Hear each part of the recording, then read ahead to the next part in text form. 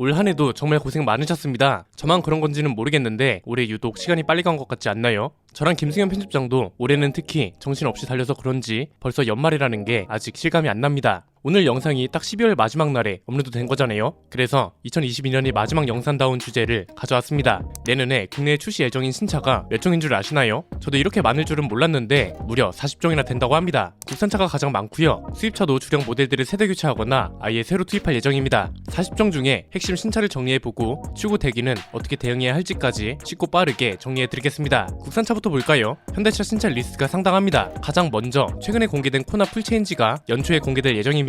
이번 코나가 상당히 의미가 있는 차죠. 현대차가 꽤 집중해서 만드는 차라서 내연기관 모델뿐만 아니라 하이브리드의 전기차까지 모든 라인업을 갖춘 차잖아요. 그런데 전기차 화재 이슈로 이미지를 완전 실추시키면서 모델 평판도 많이 꺾인 게 사실입니다. 이번 모델은 스타리아랑 그랜저에 먼저 적용된 패밀리룩을 이어받으면서 디자인부터 싹 바뀌었습니다. 풀체인지 모델도 내연기관차부터 모든 라인업을 갖추고 있고 연초에 출시될 예정입니다. 그 다음은 산타페 풀체인지가 예정되어 있죠. 얘는 디젤 모델이 단종되고 하이브리드랑 가솔린 터보 모델로만 구성될 예정입니다. 이미 예상도랑 스파이샷을 많이 봐서 아시겠지만 디자인 변화가 상당히 클 전망입니다. 지바겐처럼 각진 디자인을 채용한다고 하잖아요. 그랜저는 유선형 차체를 유지하면서 각그랜저를 계승했다고 했기 때문에 그 시절 각그랜저 느낌을 많이 살리진 못했지만 신형 산타페는 아예 차체까지 각지게 나오면서 갤로퍼 느낌을 어느 정도까지 살릴지 기대되네요. 아반떼는 페이스리프트가 예정되어 있습니다. 얘는 살짝 걱정이 됩니다. 왜냐면 산타페의 오명을 완전히 벗고 판매량을 끌어올릴 수 있었던 가장 큰 이유가 디자인이잖아요. 그래서 디자인이 어떻게 바뀔지 궁금한데 아마 스팅어처럼 디자인 변화는 작지 않을까 예상됩니다. 3월에 출시될 예정이라고 하니까 얼마 안 남았네요. 소나타도 페이스리프트 될 예정입니다. 그랜저랑 아반떼의 좋은 점만 가지고 디자인이 새롭게 탄생할 걸로 기대하고 있습니다. 현행 소나타는 디자인에 대한 갑론을박이 치열했던 만큼 어떻게 나올지 기대되네요. 아이오닉5도 출시될 예정입니다. 그냥 아이오닉5가 아니고 고성능 M 모델이 출시될 예정입니다. EV6 GT 같은 고성능 전기차라는 점도 그렇고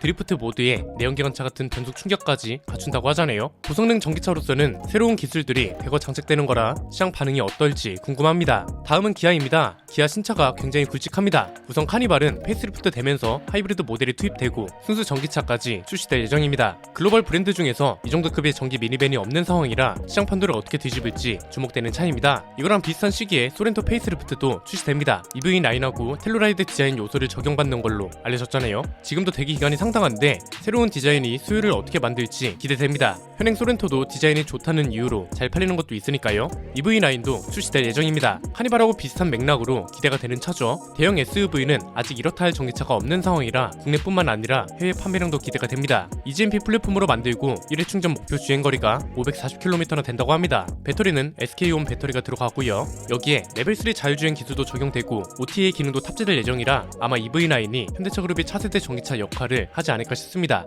여기까지는 이미 출시 소식이 많이 알려진 차들인데 잘 알려지지 않은 차들도 있습니다. 우선 레이 전기차가 있습니다. 이 차도 기대가 좀 많이 됩니다. 얘도 경쟁 모델이 없는 차잖아요. 이 정도 크기에 이런 박스 형태인 경차가 전기차로 나온 사례는 일본밖에 없거든요. 야, 이렇게 되면 현대차보다 기아가 비어있는 시장을 꽉 채우게 될 것 같은데 가격이 관건일 겁니다. 비슷하게 생긴 차 중에 닛산 사쿠라라는 차가 있습니다. 이게 6월에 출시됐는데 주행 가능 거리가 180km에 가격은 보조금까지 더해서 1000만원대인 걸로 유명했습니다. 경차라서 당연히 주행 가능 거리에서 손해를 볼 수밖에 없어서 가격만 잘 나오면 또 다른 시장 개척이 가능할 걸로 보입니다. 모닝도 페이스리프트 됩니다. 두 번째 페이스리프트인데요. 이번에 터보 모델이 투입될 수도 있다는 소리도 나오더라고요. 캐스퍼가 터보 모델이 있어서 모닝도 터보 모델을 다시 부활시킬지 검토 중인 걸로 보입니다. K5도 페이스리프트 예정입니다. 소나타 이슈에 묻혀서 비교적 관심이 없는 것 같은데 얘도 약간 아반떼랑 비슷하죠. 현행 디자인이 너무 잘 나온 덕에 판매량도 잘 나온 차로 유명하잖아요. 현행 디자인을 건드리기가 부담스러울 수도 있어서 아마 스팅어처럼 디자인 변화 자체는 작을 걸로 예상되고요.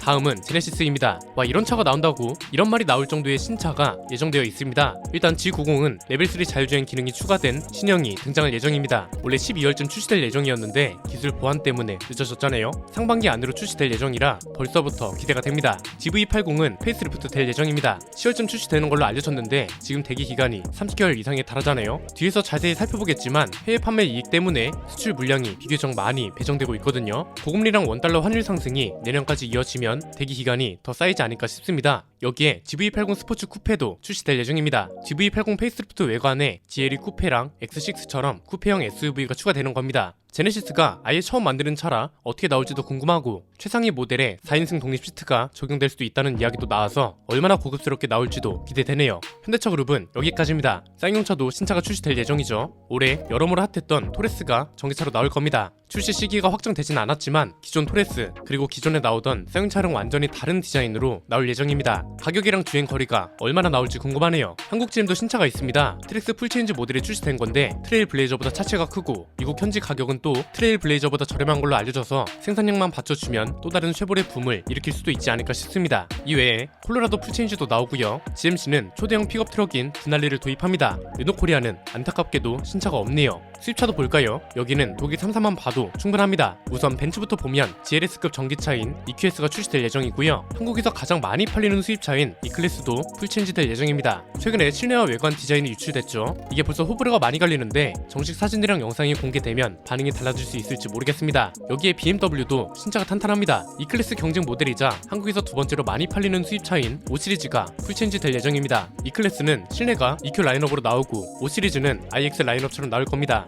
이번엔 특히나 디자인 싸움이 치열할 것 같아서 어떤 차가 1등 자리를 차지할지 기대되네요.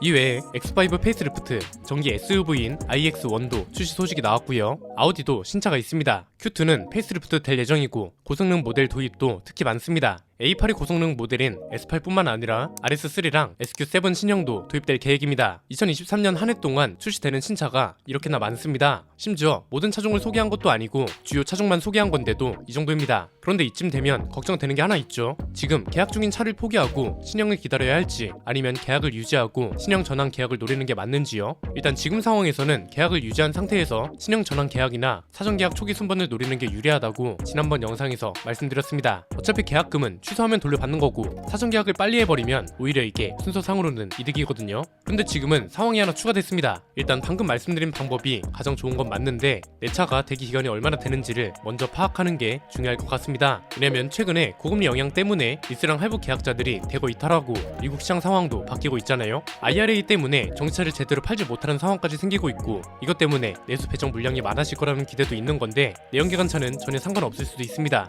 올해 국내 완성차 내수 판매량이 9년 만에 최저치를 찍을 전망이라고 합니다. 작년하고 비교하면 2.5%가 줄어든 거고 판매 대수로 따지면 139만 대 정도입니다. 이건 2013년 이후로 가장 저조한 수준이라고 하는데 2013년이 어떤 해였냐면 현대차, 기아, 한국 GM 이 회사가 파업이랑 신차 부재가 겹치는 악재가 계속되면서 내수 침체가 극심했던 시기입니다. 이때 기록한 판매량이 137만 4천 대 정도인데 이때랑 비슷한 수준으로 떨어진다는 겁니다. 이건 어떻게 해석하면 될까요? 간단합니다. 순서대로 보면 이렇죠. 반도체 대란 때문에 공급 차질이 생겼다가 이게 신차 대란으로 이어졌고 여기에 상황이 또 추가됐습니다. 원달러 환율이 크게 오르면서 해외 배정 물량이 늘어났고 이것 때문에 국내는 배정 물량이 상대적으로 적은 상황에 고금리 영향이 커지면서 계약 취소 사태까지 오게 된 거잖아요. 여기에 최근에는 미국 IRA 때문에 우리 기업들도 비상인 상황이고요. 여기서 기대할 수 있었던 건 미국 판매가 저조해지면서 국내 배정 물량이 늘어날 수 있다는 거였는데 이건 친환경차에 해당되는 말입니다. 내연기관차는 어차피 IRA 영향 바뀌기 때문에 배정 물량에서 크게 차이가 생기진 않을 겁니다. 친환경차에 해당되는 말이라는 건 국내에도 분명 영향을 줄 거란 거죠. 왜냐면 이 친환경차에는 하이브리드 차도 포함되거든요.